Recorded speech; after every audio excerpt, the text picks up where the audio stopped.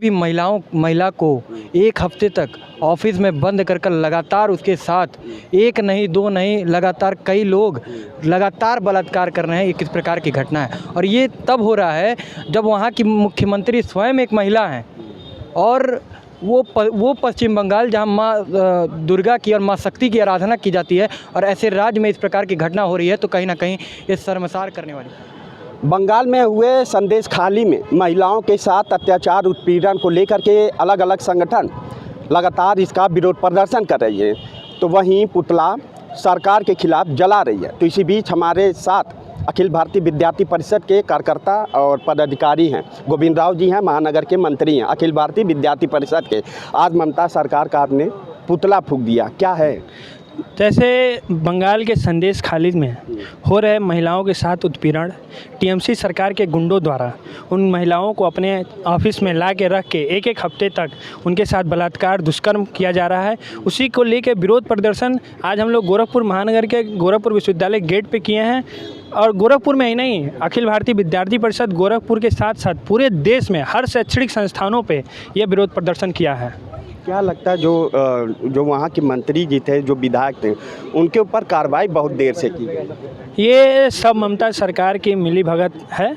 ममता सरकार अपने टीएमसी के नेताओं को संरक्षण दे रही है, वहाँ की जो पुलिस है वो भी उनको संरक्षण दे रही है और उनको एक जैसे होता है ना गुंडई वाली प्रवृत्ति वो संदेशखाली की महिलाओं और उनके हस्बैंड्स के साथ या उनके परिवारजनों के साथ कर रही है। देखिए, ये लोग हैं जिनका साफ तौर पे कहना है कि जिस तरीके से महिलाओं के साथ अत्याचार हुआ उसी के साथ हमने ममता सरकार का पुतला फूंका। और भी लोग हैं, बताइए भाई साहब, पुतला आज आप लोगों ने ममता सरकार का फूंका, क्या है? देखिए, संदेशखाली में जो घटना हुई है वो तो पूर्णतः मानवता को तार तार करने वाली घटना हुई। आप एक बात बताइए, किसी भी महिला को एक हफ्ते तक ऑफिस में बंद कर लगातार उसके साथ एक नहीं दो नहीं लगातार कई लोग लगातार बलात्कार कर रहे हैं। ये किस प्रकार की घटना है और ये तब हो रहा है जब वहाँ की मुख्यमंत्री स्वयं एक महिला हैं और वो पश्चिम बंगाल जहाँ माँ दुर्गा की और माँ शक्ति की आराधना की जाती है और ऐसे राज्य में इस प्रकार की घटना हो रही है तो कहीं ना कहीं ये शर्मसार करने वाली। और भी अन्य चीज़ें हैं, जैसे आप पश्चिम बंगाल में देखेंगे तो उन लोगों की ज़मीनों को भी कब्जा कर लिया जा रहा है। ज़मीनों पर अवैध रूप से उन टीएमसी के जो गुंडे हैं, ममता सरकार और टीएमसी सरकार के संरक्षण में जो गुंडे हैं वो उन लोगों की ज़मीनों को भी कब्जा कर ले रहे हैं।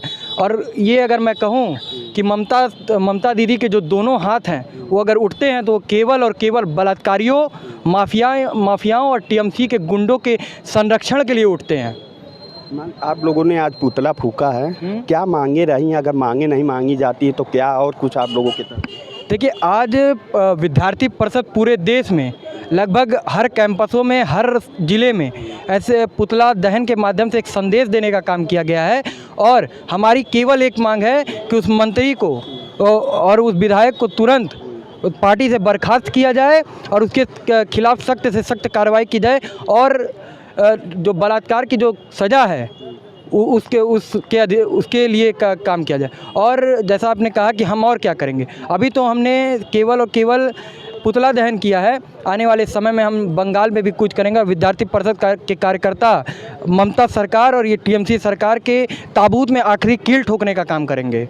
ठीक है, बहुत बहुत धन्यवाद। तो ये थे, देखिए, अखिल भारतीय विद्यार्थी परिषद के कार्यकर्ता, समर्थक, पदाधिकारी, जिनका साफ तौर पे कहना था कि अगर ममता सरकार अपने मंत्री और जो विधायक हैं उनके ऊपर अगर एक्शन नहीं लेती, उनको बर्खास्त नहीं करती और उनके ऊपर कार्रवाई नहीं होती है तो अखिल भारतीय विद्यार्थी परिषद इसी तरीके से उग्र आंदोलन करेगा।